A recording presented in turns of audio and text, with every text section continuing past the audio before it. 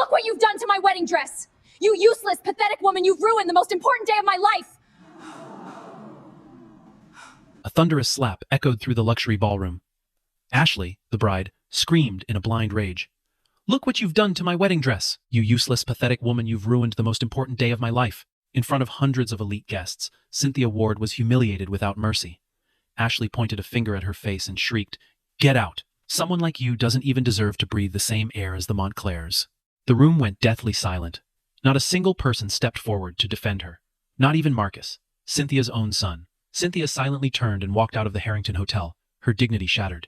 But as the blinding headlights of a luxury motorcade swept across the hotel entrance, Ashley had no idea that slap had just ended her family's empire. Because the lowly woman she just kicked out was, in fact, the sole heir to a billion-dollar fortune. The grand ballroom of the Harrington Hotel had been transformed into something out of a fairy tale. Ivory drapes, cascading from the ceiling like frozen waterfalls, crystal chandeliers casting their warm amber glow across tables dressed in white linen and gold flatware, 200 white roses, arranged in towering centerpieces that perfumed the air with the quiet insistence of something rare and expensive.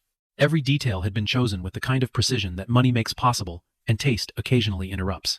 The guests arriving through the gilded double doors wore gowns that cost more than most people earned in a month, and they moved through the space with the easy confidence of people who had never once questioned whether they belonged somewhere. It was, by every visible measure, a perfect wedding. And standing near the entrance in a navy dress she had ironed 3 times that morning, Cynthia Ward felt every inch of the distance between herself and perfect. She was 58 years old, a woman whose face carried the particular beauty of someone who had survived many difficult things without becoming hard, whose hands showed the evidence of decades of honest work, and whose eyes, warm, dark, steady, had learned long ago how to hold pain quietly so that others would not have to carry it. She smoothed the front of her dress, checked that her small pearl earrings were still in place, and walked into the ballroom where her son was about to marry a woman Cynthia had never quite trusted. Marcus Ward was 31, tall and broad-shouldered, with his mother's eyes and his late father's laugh, and he was standing near the altar, looking like a man whose happiness had finally arrived after a long, uncertain journey. He spotted Cynthia the moment she entered, and his face opened up in a way that it only ever did for her, that unguarded, boyish expression that reminded her of the child who used to crawl into her bed during thunderstorms and announce that he was not scared. He was just keeping her company. She smiled back at him, and for a moment, the enormous room shrank down to just the two of them. A hostess in a black uniform approached Cynthia with a clipboard and a smile that was professional but not warm, and directed her to a table near the far left wall, partially obscured by one of the large floral arrangements. It was the kind of placement that communicated something without ever having to say it aloud. Cynthia thanked the hostess and found her seat. She did not complain. She had not come to complain. She had come to watch her son be happy. The family of Ashley Montclair, that was the bride's maiden name, and she intended to hyphenate, which everyone in her circle had agreed was the modern and appropriate thing to do, occupied the front tables on the right side of the room. Ashley's father, Richard Montclair, had built his fortune in commercial real estate and maintained it through a combination of shrewd investment and aggressive litigation. Her mother, Diane, sat beside him, wearing a pale gold dress that had been custom-made in Milan, and a smile that never quite reached her eyes. They were people who measured the worth of other people, the way they measured property by location, by appearance, by the company kept. Marcus had never fit neatly into their calculations, but he loved their daughter, and their daughter claimed to love him, and that had been enough to secure a cautious, conditional welcome. Cynthia, however, had never been welcomed at all. She had been tolerated. There was a difference, and Cynthia had understood it from the first time she met the Montclairs at a dinner that Ashley had arranged with all the enthusiasm of someone scheduling a dental appointment. At that table near the back wall, Cynthia sat quietly and watched the room fill. 2 women at the adjacent table glanced at her dress and then at each other, with the micro-expression of shared amusement that people sometimes forget is visible. A man in a gray suit walked past her chair without acknowledgement, though she had smiled at him. These were small injuries, the kind she had spent a lifetime learning to absorb without reaction, and she absorbed them now. She took a glass of water from a passing tray. She watched the flowers on the centerpiece, nearest her white lilies, with their heavy, sweet scent, and thought about how her late husband, Thomas, had always brought her lilies on their anniversary, because he said roses were for people who hadn't thought hard enough about who they were buying for. She thought about Thomas often at moments like this. He had been gone for 21 years, and she still had conversations with him inside her head, still heard his voice when she needed steadying. She was thinking about him now. She was thinking, Thomas, our boy grew up. Look at him. He grew up just fine. Ashley had spotted Cynthia the moment she entered the ballroom. She had been standing in the bridal suite corridor with her maid of honor, making final adjustments to her veil, when she saw through the decorative window the small, simply dressed woman making her way across the marble floor. Something tightened in Ashley's chest, not guilt, because guilt requires a belief that one has done something wrong, and Ashley did not believe she had done anything wrong. What she felt was closer to irritation, the particular irritation of someone whose carefully curated setting has been interrupted by an element that does not belong. She had tried, in the weeks leading up to the wedding, to suggest to Marcus that perhaps his mother might be more comfortable attending a smaller, more intimate celebration rather than the formal reception. Marcus had looked at her with an expression she could not read, and said simply, "My mother will be at my wedding, Ashley." And that had been the end of the conversation. So Cynthia was here. And Ashley had decided, somewhere between the rehearsal dinner and this moment, that if the woman insisted on attending, then the day's events would simply have to serve as a lesson in how the world actually worked. The bitterness in Ashley had not appeared from nowhere.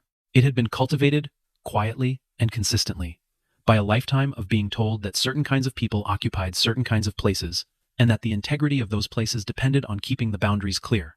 She had been raised in a world where worth was measured in visible markers: the address on an envelope, the label inside a jacket, the school name on a diploma, and by every one of those markers, Cynthia Ward came up short.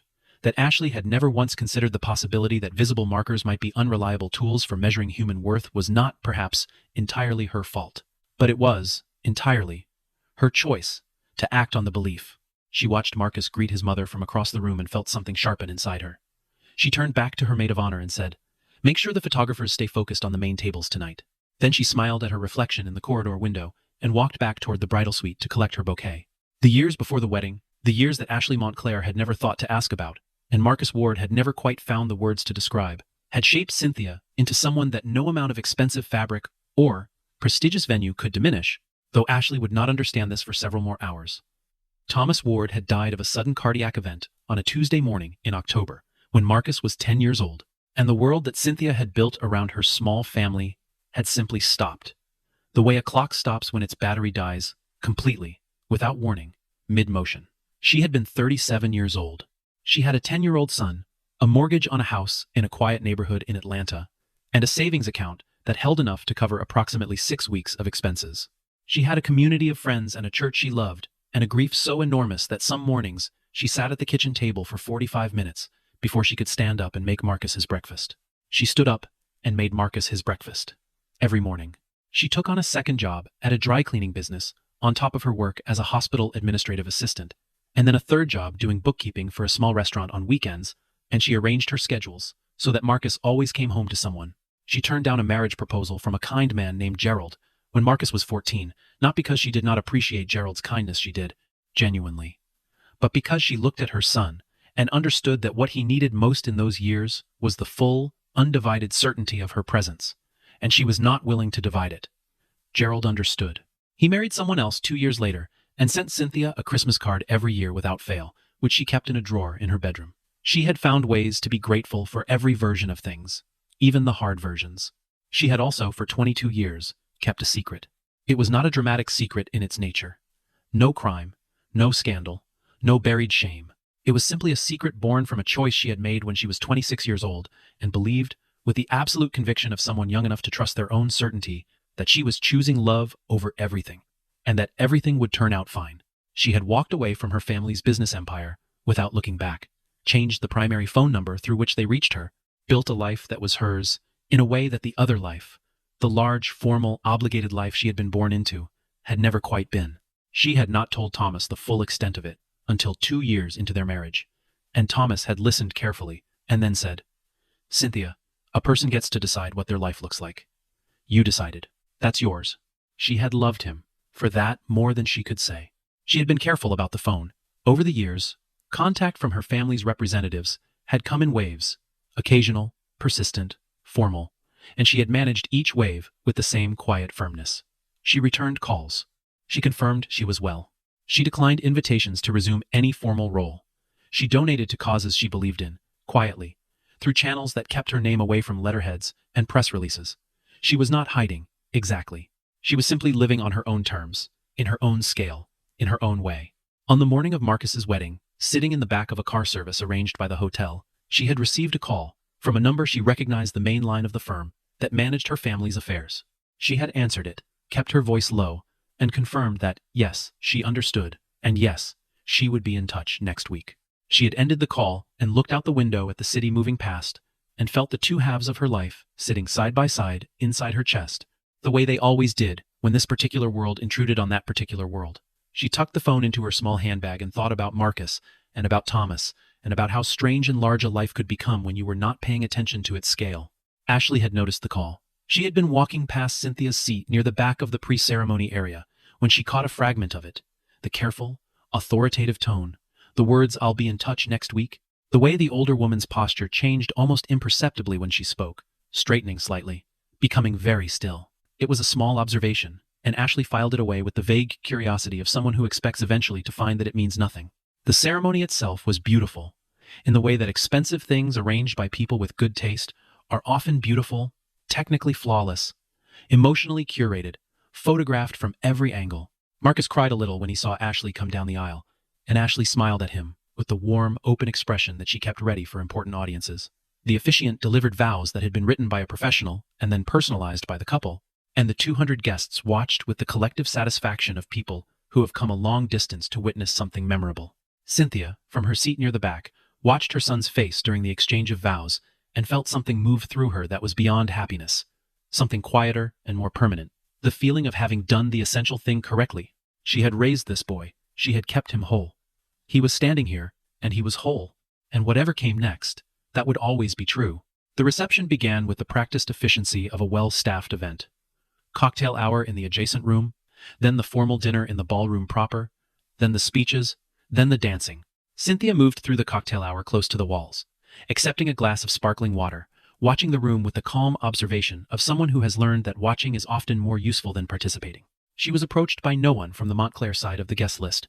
The few people who spoke to her were old acquaintances from her and Marcus's community.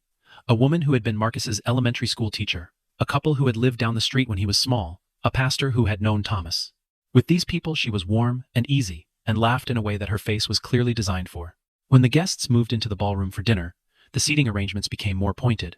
Cynthia's table was positioned along the far left wall, behind the third column from the entrance, with a clear view of exactly nothing important. The other guests at her table were peripheral. A colleague of Marcus's from a previous job who knew no one else. An elderly great-uncle of Ashley's, who had arrived with a hearing aid that was not working correctly, and spent the meal nodding pleasantly at things no one had said. Cynthia sat at this table and ate her salmon, and thought about what to say in her toast, which she had written and memorized, and now suspected she might not be called upon to deliver. She was not called upon to deliver it. The toasts preceded Ashley's father, the maid of honor, two college friends of Marcus, who told stories about him that made the room laugh.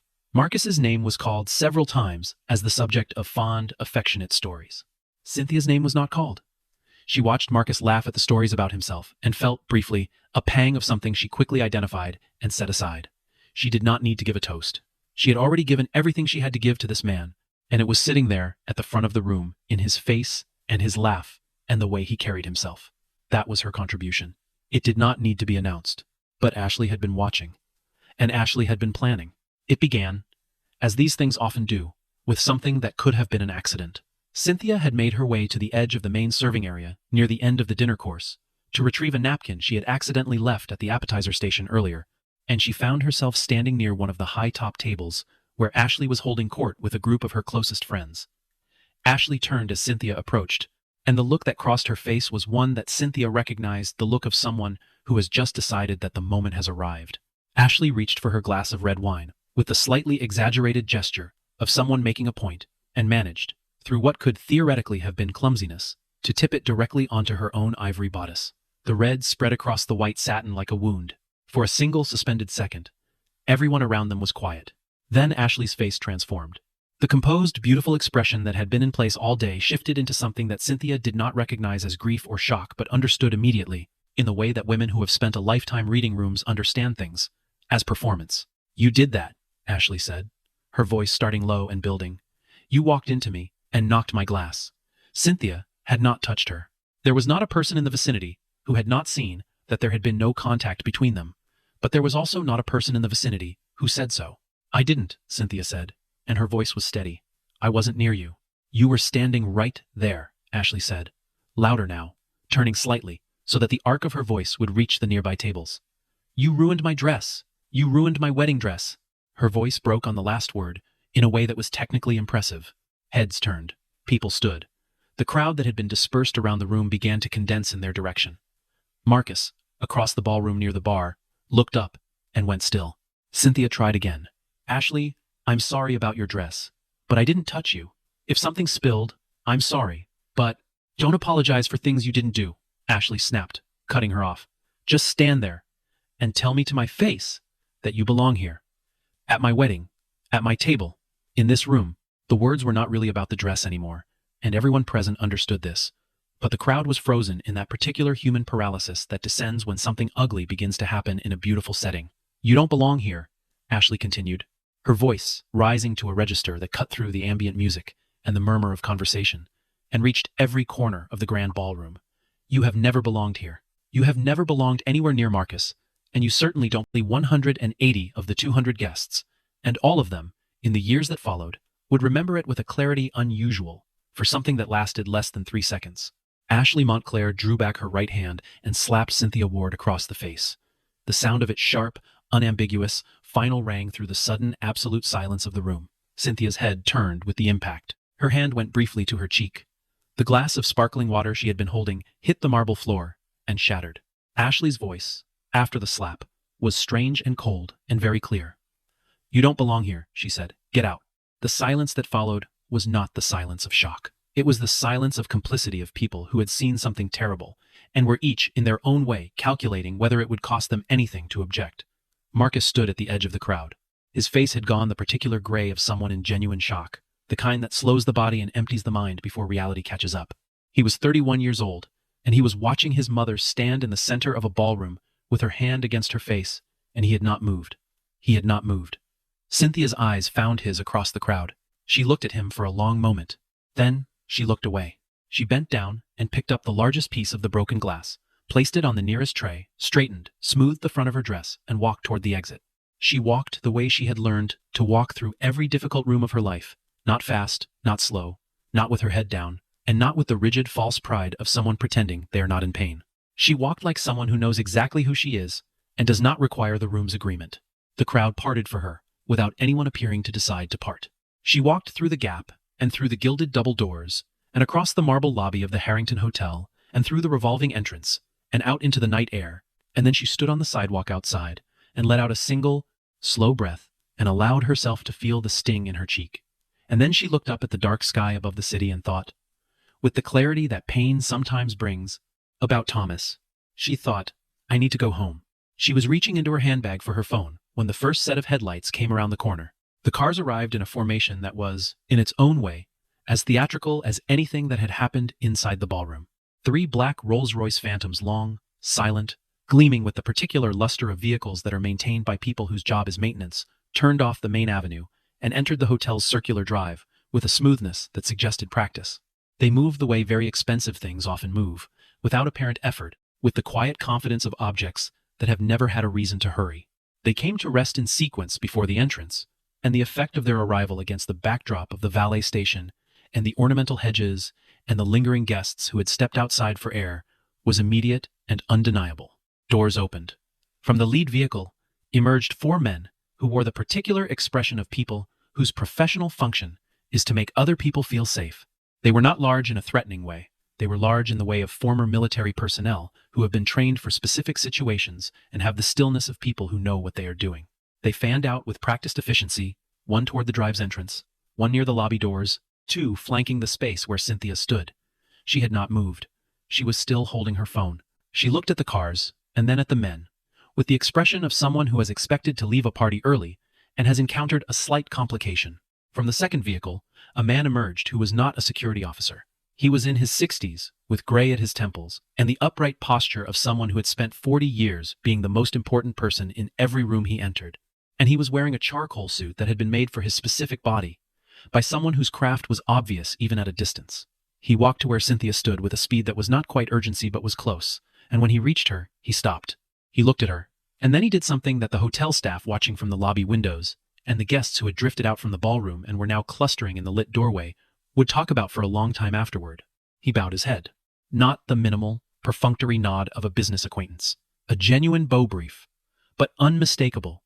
The kind of formal acknowledgement that carries weight because it is given by someone who does not give it easily. Madam Cynthia, he said. His voice was quiet, but carried in the still night air. My name is Robert Ashford. I am senior legal counsel for the Ward Family Trust. We have been attempting to reach you through proper channels for some time. I apologize for arriving here tonight, but the Trust's affairs have reached a point that requires your direct attention. He paused. I apologize also for the manner of this arrival.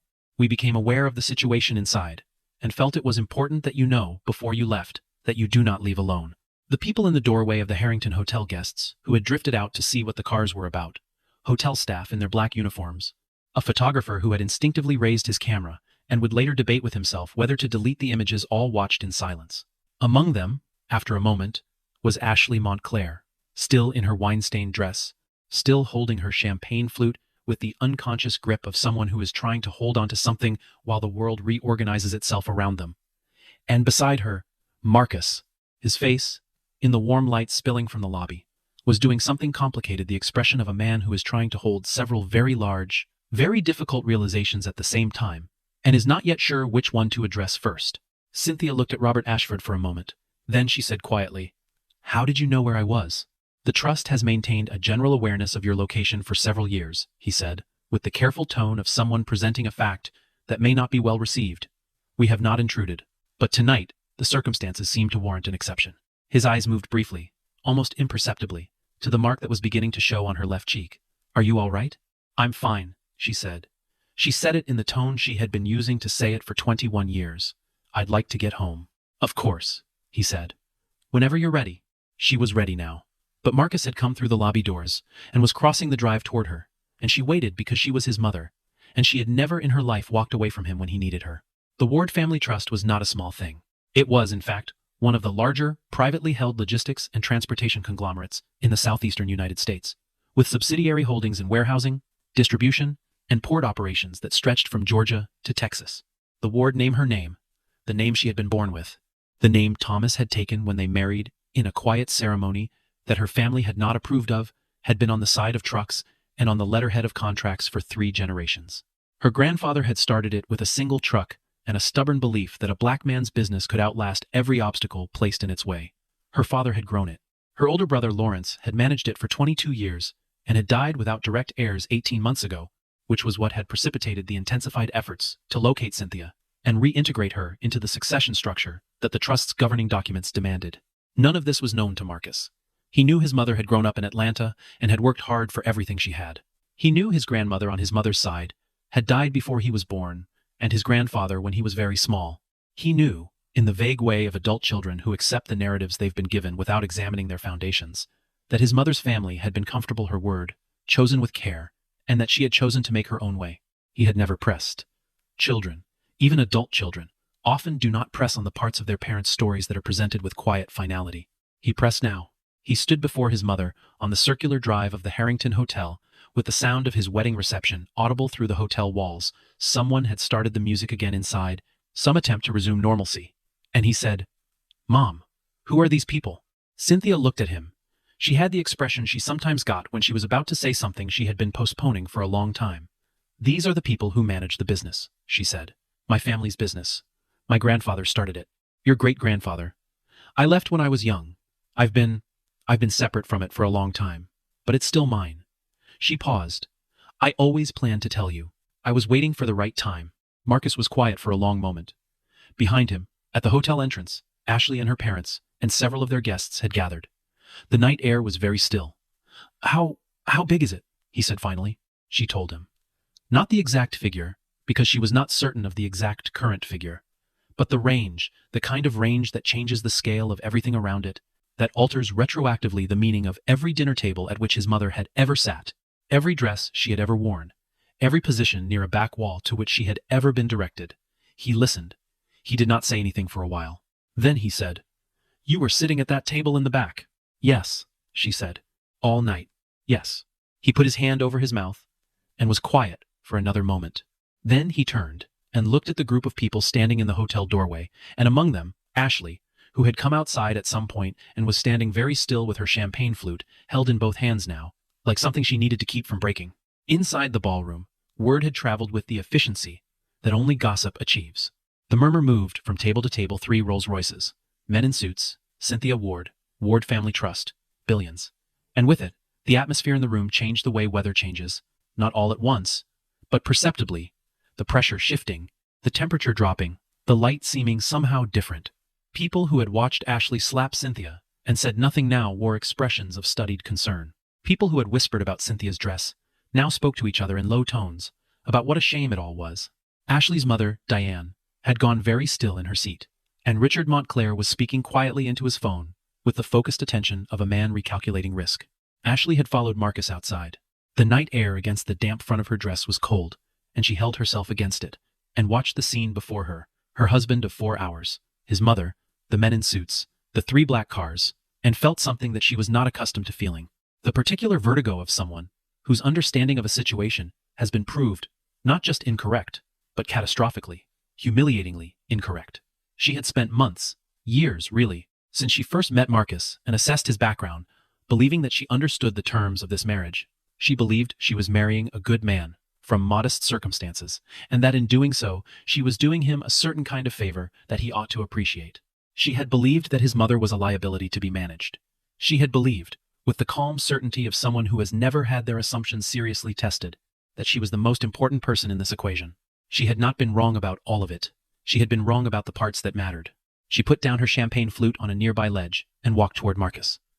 Her shoes were wrong for the cobblestones, and she moved carefully, holding her skirt. "Marcus," she said.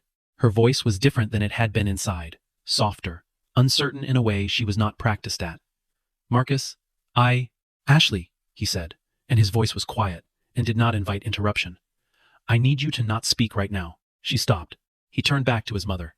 The conversation between them was not long. The essential things had already been said, and what remained between Marcus and Cynthia in those minutes on the hotel drive was something that did not require many words. The old, durable language of a mother and a son, who had been through difficult things together and had learned to communicate in the register below speech. He asked if she was hurt. She said she was fine. He looked at her cheek and did not say anything. She touched his face briefly with her hand. He covered her hand with his. They stood like that for a moment. Then he turned around. He walked back to where Ashley stood on the cobblestones, and the quality of his movement was different than it had been all day. There was something settled in it, something that had arrived at a conclusion and was carrying the weight of that conclusion steadily. Ashley watched him come, and her face was doing things she was not controlling, a particular, visible effort to arrange itself into the right expression, and the failure of that effort, and the strange nakedness of the result. He stopped in front of her. She said quickly, "I'm sorry. I don't know what happened. It was the stress of the day, and he said. "When did you find out she might be connected to a trust or a business?" She blinked. I didn't, because I'm asking," he said, "whether you're sorry because you were wrong about who she is as a person, or whether you're sorry because she turned out to be wealthier than you thought." The question landed in the courtyard and did not go anywhere. Around them, the people who had gathered to watch were very still. Ashley's mouth opened and closed, and what it failed to produce was an answer. What it produced, after a long moment, was silence. And Cynthia, who had been standing a few feet away, watching, heard the silence and understood it the way she understood most things clearly, without the mercy of ambiguity. She walked toward Ashley.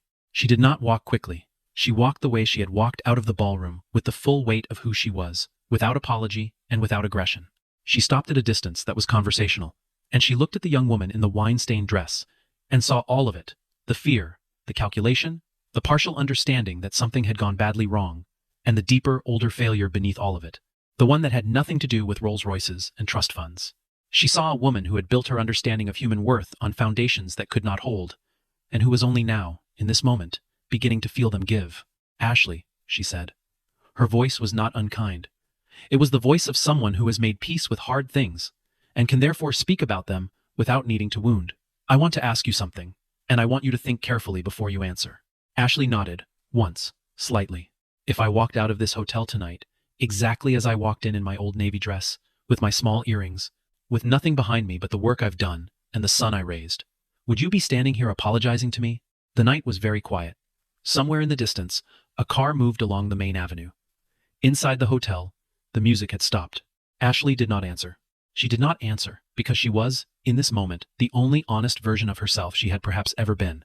And the honest version of Ashley Montclair did not know how to answer that question in a way that was both truthful and not damning. She was not a person without intelligence. She understood exactly what the question was asking and exactly what her silence was saying. She looked at Cynthia, and for the first time felt, in the full and accurate sense of the word, ashamed. Cynthia nodded. "That's what I thought," she said, not cruelly.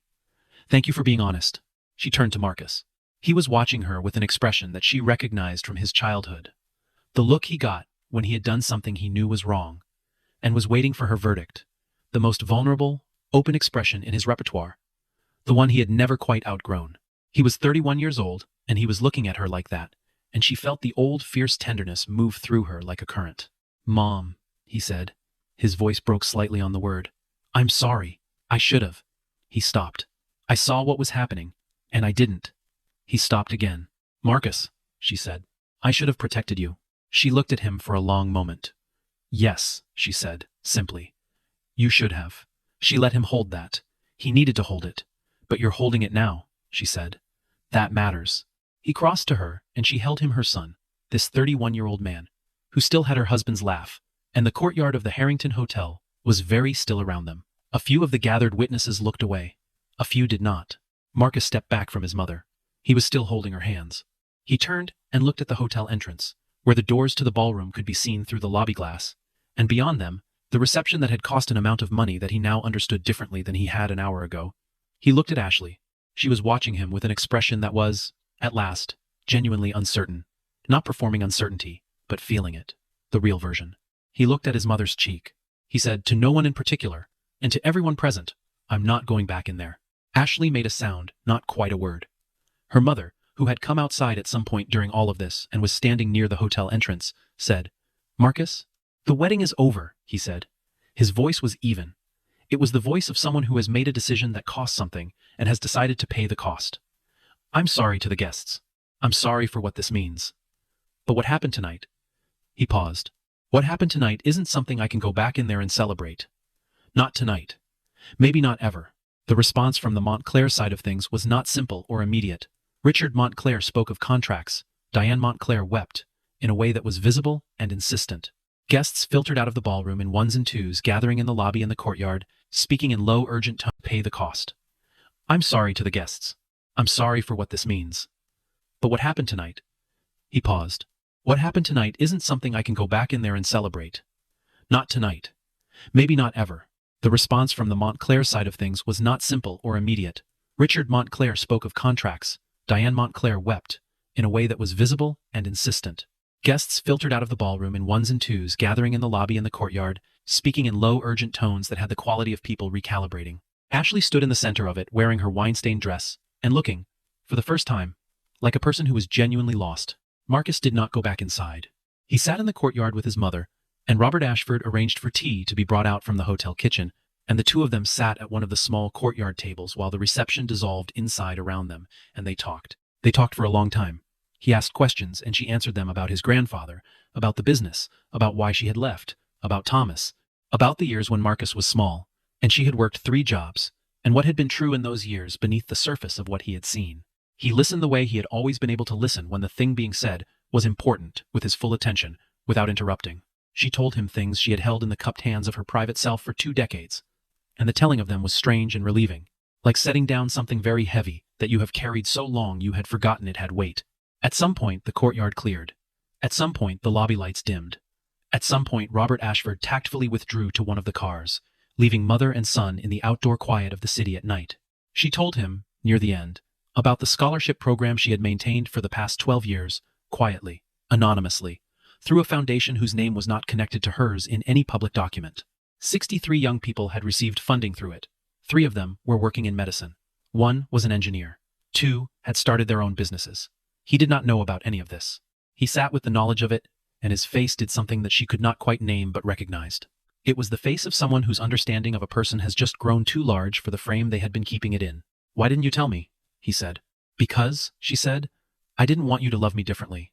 I wanted you to love me the way you did when you were 10, when I was just your mother, and that was enough." He looked at her. "It was always enough," he said. She smiled. "I know," she said. "But it's nice to hear." The months that followed the night at the Harrington Hotel moved with a particular quality of time after a rupture both slower and faster than ordinary time, full of reckonings that rearranged themselves gradually into a new arrangement of things. The Ward Family Trust required her formal reinstatement as principal heir and chair of the board, which involved documents and meetings and a transition process managed by Robert Ashford with quiet efficiency. She returned to Atlanta. She found offices in a building downtown that she had passed hundreds of times without knowing was connected to her family's name on a deed somewhere. She sat in a boardroom and met people who had been managing portions of her inheritance for decades, and who looked at her with a complex mixture of relief and careful assessment. She was not, as some of them had perhaps expected, overwhelmed. She was 58 years old. She had run a household on nothing, managed 3 jobs simultaneously, raised a son alone, and kept her own counsel for 2 decades. The boardroom was a larger room. The skills were the same. The Scholarship Foundation was formally brought under the Trust's umbrella, which meant its funding could expand.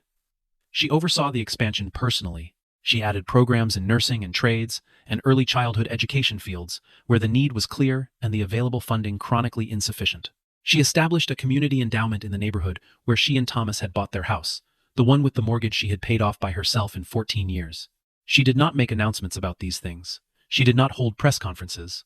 The work happened, and the people it was intended to help received it, and that was, in her estimation, sufficient. Marcus rebuilt his life with the careful attention of someone who has had a significant illusion removed and is not certain yet what remains beneath it. The weeks after the wedding were hard, in the way that honest things are hard. Not dramatic, not catastrophic, but requiring a persistent daily effort to keep moving forward. He went to work. He called his mother. He began, for the first time in a long time, to examine some of the assumptions he had been living with about Ashley, about what he had needed from that relationship, about what he had been willing to overlook in the service of a version of his future he had decided he wanted. It was not comfortable work. He did it anyway. He and his mother talked more in those months than they had in the previous 5 years combined.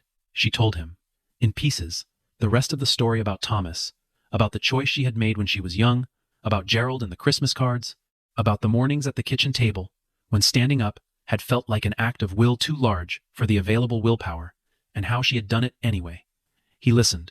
He told her things too, about the fears he had carried quietly, about the ways he had let himself be managed by other people's assessments of him, about the specific moment in the ballroom when he had seen what was happening to his mother and had not moved, and what he would carry from that moment, and what he intended to do with what he carried.